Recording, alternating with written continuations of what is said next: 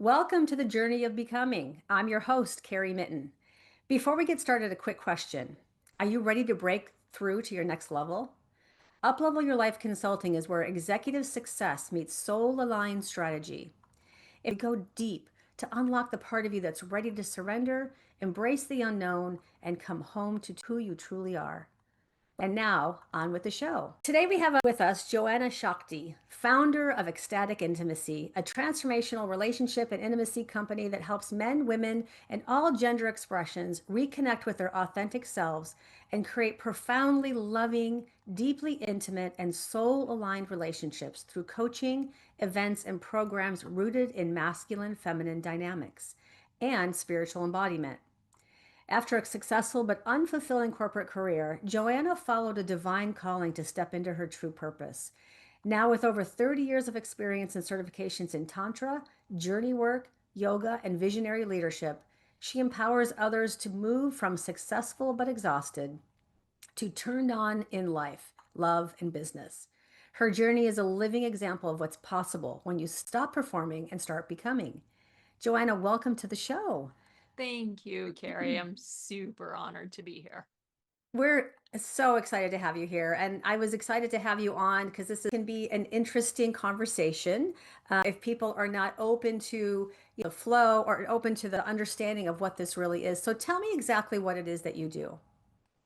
I have the privilege of holding space for men and women, all expressions of our human forms, to walk the sacred, the powerful path of love, from romantic love to self love to divine unconditional love, and all of the joys and the ecstasies and the intimacies that come through this journey of love. Because love Mm, is at the center mm, of all of our being and becoming. yes, absolutely. I mean, we are born love. We are love, right? And that's the only expression that is true and authentic, I believe. Yeah, Yes. beautiful. Mhm. And tell me, let's start at the beginning. Every transformation starts with a turning point. So, can you share with me a time in your life when you had to make a pivotal decision to step into this? Yeah, it was an interesting way that you asked the question, and I'm always listening to the details. In a pivotal decision, it's interesting. I would never have called it a decision. Okay. Um, and so I'll back up before that moment. I Hmm. grew up in the heart of the women's movement in the 70s. We were one of the first divorced families in the neighborhood. And back when divorce was just early 70s, becoming more common. And through my watching, my witnessing of romantic relationships, I formed an opinion. Mm. In the romantic relationships, first my parents, and then the ones that followed for them. And my turned around projections from what I saw there and what was happening to what I thought that meant about me. And I also decided through watching some of those dynamics that I never wanted to depend on a man Mm. and that I would do anything to make sure I didn't. Hmm. And so I'm a cisgendered heterosexual woman, and I wanted a man. I was calling in, trying to have that intimate relationship and the beauty and the passion of that. And I struggled. And I married 6'3", blonde haired, blue eyed par golfer, concert pianist, seemingly Prince Charming. He had his things, but I had a lot of mine. And when we divorced, I was in my late 20s and I started trying to figure out what was wrong with men. Hmm. But fast forward to the pivot point in 2001, I found myself at a workshop, an event. It was a multi day event, but on this particular day, the concepts of masculine and feminine were introduced. Hmm. Of course, I knew the words, but I'd never really thought about how they applied to me. And that day, it felt as if I sat for the entire day with my jaw on the floor saying, this is why I'm successful. This is why I get promoted. This is why I'm recognized. This is why I'm divorced. This is why I'm exhausted. This is why I can't have an orgasm. And oh, there's a feminine woman inside me, and I would have told you I was purely masculine. I was in oil and gas and high tech, Houston, Texas, good old boys, 90s. I was masculine. And then it was like, oh no, there's a feminine being really buried in there. Mm. And it was that day that I literally knew it was the last day of that event. I was flying home the next day. When I got on that plane, I knew I was leaving corporate. I Mm. didn't decide, I just knew. Mm-hmm. And I was leaving corporate from that oil and gas and high tech, climbing the ladder to serve women. So Mm-hmm. they didn't have to go through the pain that I went through, and to serve men.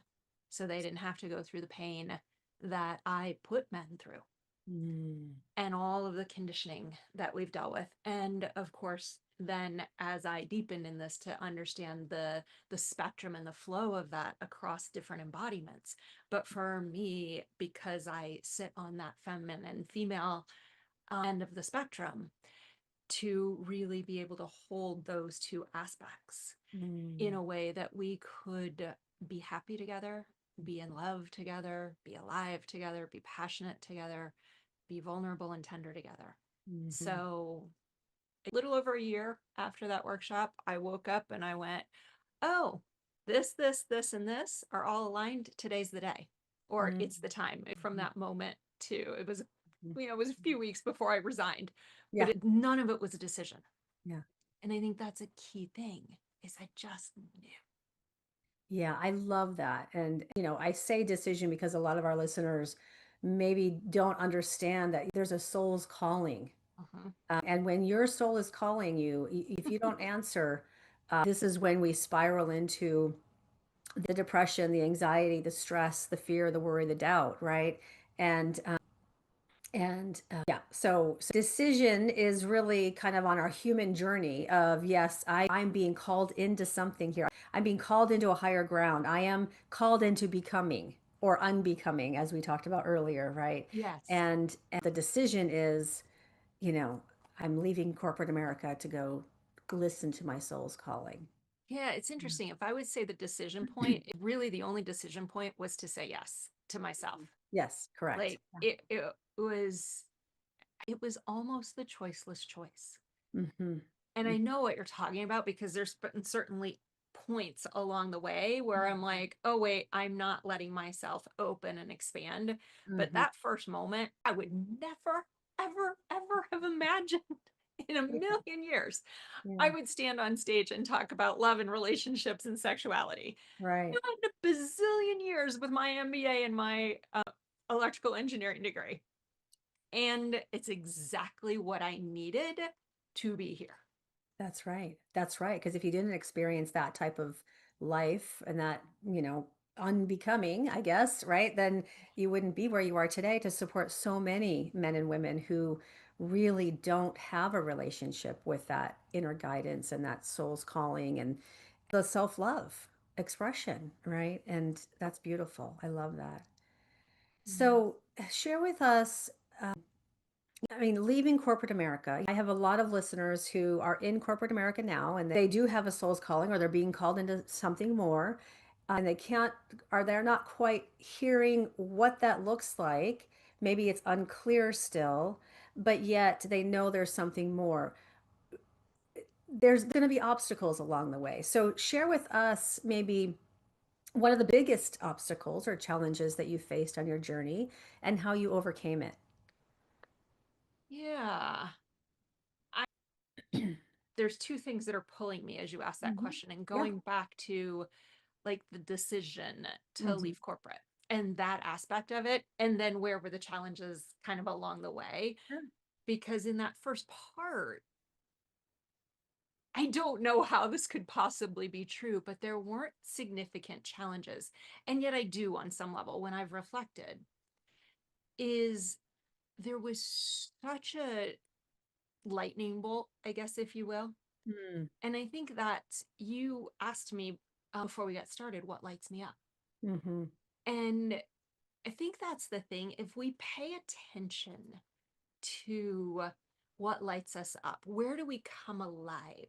Mm-hmm. Where does everything feel like it makes sense? Mm-hmm. That the mind almost stops, and there's just this presence of awareness. And so, and with that, one of the things that, reflecting back, because the number of magic and miracles that happened in that next 2 year period was insane. It's one of the books I'm working on. Mm. And I've never experienced it again at the level. I've had some crazy ass things happen in my life that you couldn't write those stories. Mm-hmm. But it was so consistent in those next 2 years. And as I've reflected back, the piece that I realized was that it landed as a knowing, but Mm-hmm. I didn't try to make it happen, which is actually masculine energy. Mm-hmm. I didn't go after it. I came home from that event and I knew I was leaving, but I didn't start planning my departure. Mm-hmm. I followed the energy of, oh, I'm going to go do this workshop. Oh, I'm going to do this thing. Oh, I'm going to have this practice. But there was no going after the business. There Mm-hmm. was no going after the leaving. Mm-hmm. And I think that's the piece that I'm coming back and continually teaching myself is just sit in the knowing. Mm-hmm. And there's a feminine aspect of that, Mm-hmm. that like the egg waits for the sperm. Mm-hmm. The Mm-hmm. feminine receives the guidance. And Mm-hmm. if we'll stop, and for me, I'm like, I want to make things happen a lot. But the most magical moments have been when I stopped and I let it come to me. I Mm-hmm. received it. Mm-hmm. And so I want to offer that to that space of trying to decide, listen, this body is an incredible barometer. Mm-hmm. It knows. Mm-hmm. Mm. That is beautiful. It really is true. I can remember my own journey when I was making the decision to leave corporate America. It wasn't, it really, you're right. It was not a decision. It was such a strong calling. And I knew that if I didn't listen to that calling, that it would probably be the death of me, quite frankly, because of the way that my life was at the time. Mm-hmm. And I learned to just be with it. In my area of expertise, I help women become clear on what it is that they would really love in their Mm-hmm. life, and Mm-hmm. and so sitting with the soul's calling, what is it that you're being called into? And a lot of women go, well, I have no idea. I just know that there's something more. So Yes. I love what you say about, just the knowing. Just be with it. Just the knowing that there is something more. And we don't have to push to get there, right? We don't have to make something up just because we know there's Please something. don't. Yeah, exactly. Yeah. Please Yeah. don't make something up because it will Yeah. just take you to another Yeah. place that Yes. is not Yes. you. Yeah. Absolutely. And I love that, that help, because sometimes we know there's something more, Hmm. but we don't know what it is. I had the unusual blessing of I wasn't looking.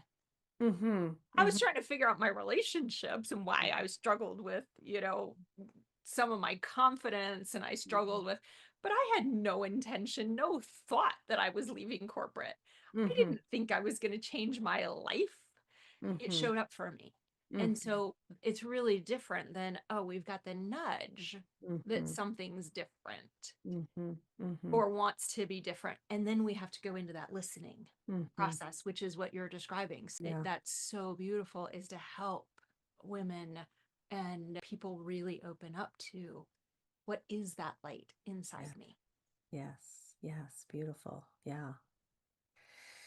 There are so many people in this world who are searching, and yet they don't know to listen to that internal voice, right? So, what's something that you can share with our listeners to help them to understand what that is on their journey of becoming, Yeah, and to really lean into that, right? So, how would you share that with our listeners?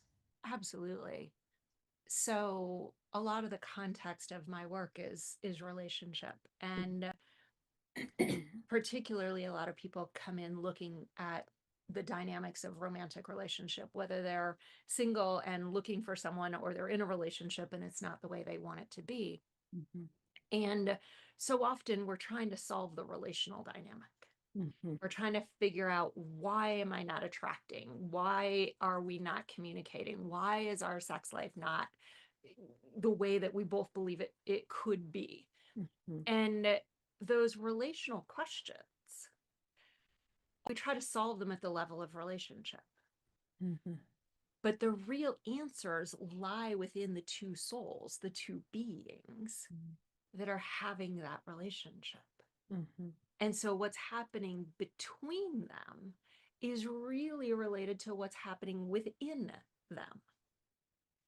And so if we were to take our soul to soul relationships, and those don't have to be romantic, they can be colleagues, they can be Mhm. children, they can be family, friends, but our soul to soul relationships, if we call that ecstatic intimacy, when that gets good, we have to take a step backwards to what I call ecstatic authenticity. Mm. And that is the being who is showing up on the job. Mm. That's the being that's showing up on the date, in the Mm. relationship, in the bedroom. And Mhm. so it all starts with, who am I and how am I showing up? And is it authentic? So, ecstatic authenticity, if I were to define that, I'd basically define it as letting go of any attempt to be something, any Mhm. attempt to settle for Mhm. something, Mhm. any attempt to twist ourselves into a pretzel, Mhm. so that we can come home and reveal who we truly are in our good, bad, and ugly, because we all have it. Mhm. And the minute that we can recognize that, if I let you see me in the parts of me that I struggle with, Mhm. then I can actually trust the dynamic. And if it happens to be romantic, I can begin to trust the love. Mm. But if I don't let myself be revealed, I will never actually be available for love. I will never actually be available to trust the love that is on offer to me. Mhm. And so, ecstatic authenticity is really, I keep these silly acrylic diamonds on my desk, but Mm. the brilliance of who we are Mhm. and everything that has covered it up. Mm. And so, ecstatic authenticity is this journey of revealing the flawed but perfectly imperfect Mhm. diamond. Mm. And it is that gentle coming home. And I work with so many people that come in and I have no idea what my needs are. I have no idea what I desire. I have no idea what makes me happy. Mhm. I am clueless. And then they find the frustration, because how could I be 30, 40, 50, 70 years old Mhm. and not know who I am, Mhm. what I Mhm. want? So the journey back is a gentle revealing of all the reasons that Mm. we've put on the masks. I Mhm. had a very big masculine mask, and there were reasons that I had it.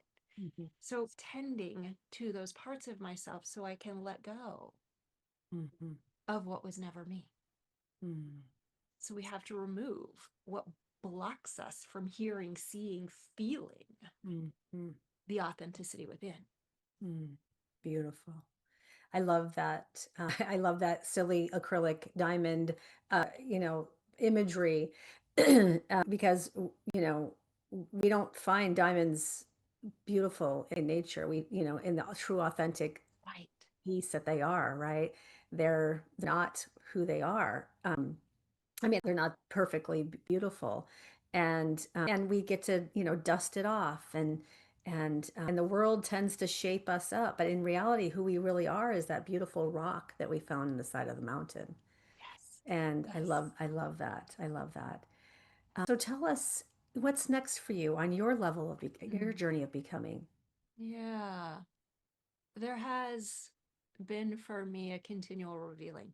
Mm-hmm. As I was talking about that diamond, that's really true for me. And how much can I claim the brilliance Mm, of who I am. And if I'm really transparent, there's been times that that part had that voice has come in and said, of course, who are you to think you're that?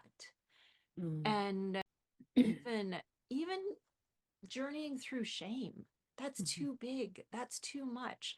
You can't want that you're not that person. And anyone that would want to be that person, the shame would come in. And so there's been years of pulling all that back. mm, And I offer that because we don't just jump from where we are mhm, to who we're becoming. mhm, There is an unlayering, there is a revealing, there is a building of that capacity. mhm, And so there really is an invitation and a calling for me to really be revealed as well. I have written prolifically on my website. My books are not published yet. I have multiple that are in process. So the books and being a global presence mhm, of and in the conversation of love mm, that I absolutely believe is the thing that will heal our world right now. mm. I'm right there with you, my friend. That is absolutely what this world needs, and more people like you to deliver that message in a way that, is coming from, certainly a space of love and not judgment, not ridicule, not shame, not guilt, not fear, but true, authentic, ecstatic love, right? That, Yes. that. Beautiful. Beautiful. Oh my goodness, I could talk to you forever. This has been so wonderful. So wonderful. Thank you so much for sharing with us today, Joanna. It's been a pleasure hearing, your journey, and I'm sure our listeners are going to feel the same way. How Before we wrap up, how can our listeners connect with you and learn more about your work? Thank you, Karrie. Mhm. Ecstaticintimacy.com. You will find a myriad of resources there, whether that's articles and advice. We have some retreats, we have some gifts for you, but ecstaticintimacy.com will really nourish you Mhm. in this path of soulful, ecstatic love. Mm. And more of that, please. More of that, please. Yes, Yes. please. Wonderful. Well, thank you again for being here today.